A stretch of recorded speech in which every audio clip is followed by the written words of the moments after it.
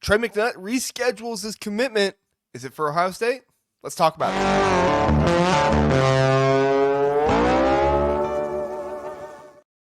Thank you so much for watching the Voice of College Football, Ohio State. Appreciate you coming on once again. Today's topic is Trey McNutt, and it's not exactly my favorite topic to talk about because there are so many varying opinions on him out there, and I know anytime I bring him up, I'm going to get people in the comment section saying, he's a Buckeye, he's coming, banners in his room, all growing up, he wants to be a Buckeye.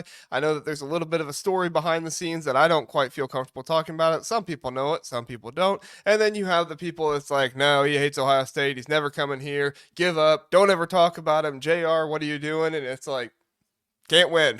I mean, when you talk about Trey McNutt, sometimes it feels like you can't win. So I'm going to do my best to talk about Trey McNutt, be as honest as I can, but also, just give my real take about it. And if you don't like it, that's fine. I get it. It's not exactly a popular one, but here, we were hit with this news about 2 o'clock today from Hayes Fawcett.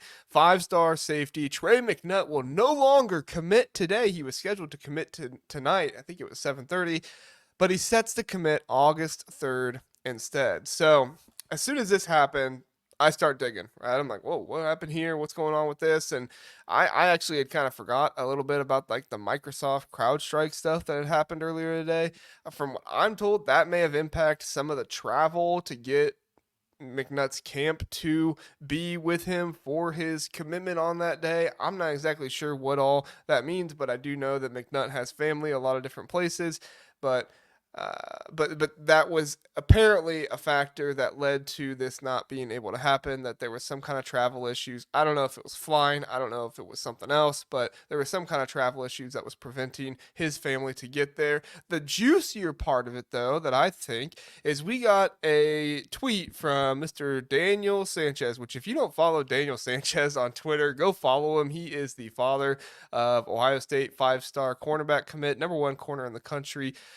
Devin Sanchez, if you watch YouTube shows, I'm sure you've seen Devin's mom, Dee Sanchez, all over YouTube, watching Bucknuts, watching those kind of shows, and they're out there, right?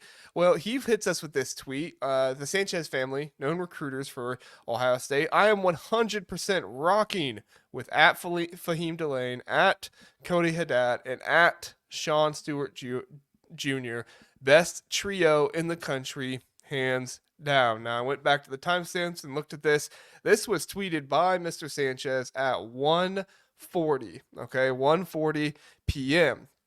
The news of Hayes Fawcett putting it out there that Trey McNutt was rescheduling his commitment was put out there at exactly 2 o'clock. So I don't know if Daniel Sanchez had, or Mr. Sanchez had, an idea that this reschedule was happening, and he was trying to make sure Ohio State fans know that the reschedule is not about you. It's not happening. Obviously, people are questioning, did Texas A&M throw a bag? Is Oregon, are they feeling different, and maybe they are retracting their offer a little bit? And also, I mean, just the way that Trey McNutt has handled this whole recruitment, which, I mean, kids can handle this recruitment however they want to nowadays. It is totally their right and totally their prerogative. It's not the way it used to be handled. I mean, recruitments like this where literally just nobody seems to know what's going to happen for the longest time. Now we do know it is a pretty heavy lean to Oregon. The NIL is really good there. He has a great relationship with the staff. It's not just NIL. He has a very good relationship with the staff as well. But Texas A&M is also going pretty heavy on the NIL for him too, and they are prioritizing him to the nth degree as well. So this is a major recruitment for a lot of different fans, a lot of different people out there. I think if you look at that 5-star app, I think Juck talked about it on his show. There's this app out there where you can like pay stars to go to a player, and if the player picks your school, they get the money from those stars. Apparently, Trey McNutt has the most stars from Ohio State fans. So even though there's a lot of podcasters, a lot of people in recruiting out there talking about how, guys, Trey McNutt most likely is not coming to Ohio State, there's still a lot of people out there trying to change his mind in some way, shape, or form. So let's talk about, I mean, I don't want to be completely on one side, though. Let's talk about, could this possibly bring Trey McNutt to Ohio State? Well, Ohio State is not planning some kind of barbecue or something like that this year. But from what I was told is a very likely possibility, it's not been set in stone yet, is that Ohio State is most likely going to try and host something for their committed recruits and for some other recruits that maybe aren't committed, but they feel very strong about, or maybe are kind of on that line and they just really want to help them have a better relationship with some of the currently committed guys. I mean, this is not surprising for Ohio State, especially this time around, because Ohio State has some of the best, recruiters they've ever had in a class. Some of the most recruiters they've ever had in a class. You think about Devin Sanchez, you think about Tavian St. Clair, you think about TJ Alford. Some people have been talking about him possibly as a flip, but yet he's out there recruiting guys as well. Seems like he has a good relationship with Riley Pettijohn. I mean, and I'm probably missing somebody here, but there's a ton of guys out there trying to recruit, trying to get other guys to come to Ohio State. And I mean, the thought process is get them involved, right? Get them on campus, get them on campus with these other recruits. If Ohio State is able to get Trey McNutt to come in for some kind of visit, barbecue, whatever you want to do, and you get him around all these other recruits, things go well. I'm not going to say it's a 0% chance that Trey McNutt comes to Ohio State. Do I feel good about it? No, not at all. I don't think he's coming to Ohio State, and I'll be honest with everybody and say it's not looking good at all. However, this is how you get kids to reconsider it. This is how you get kids to want to come to your school, right? Get them in there, have good relationships, try to build some relationships with the current recruits. Obviously, make a competitive NIL deal. You can't go on cheap. You can't say, oh, Oregon's offering this much. Let's offer 25% of that, right? You have to be competitive. I'm not saying Ohio State goes out there and makes the best deal in the world. But if, Trey McNutt has been talking about this fall visit, I don't even know if he's actually going to take that visit. This could be him just kind of pandering to Ohio State fans, maybe to people around him. That's a thing in recruiting that gets overlooked far too often, I think, is the camp around these kids and where the camp wants them to go. Now, obviously, they're not going to choose where the camp wants them to go every single time, but the camp around them, their their friends, their coaches, all these other people, that impacts some of these kids.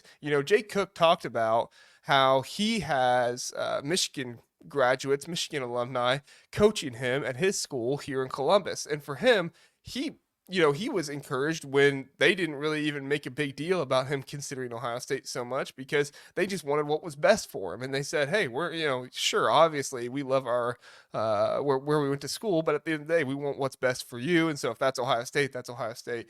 And I think that's a huge thing for the kids. And Trey McNutt's camp, there are certain people in it that do not have great feelings about Ohio State. I'm going to leave it at that. If you've heard internet rumors, I'm sure you've heard, some of the story of what's going on out there. But at the end of the day, Trey McNutt could at some point visit Ohio State. But for me, I'm not going to believe that he's seriously considering Ohio State until he actually makes that visit. Now, if he visits, July, the 27th, to Ohio State that weekend, and he comes in and he's with Ohio State, I'll start believing a little bit more. There's a possibility, not that he's going to come, but there's a possibility.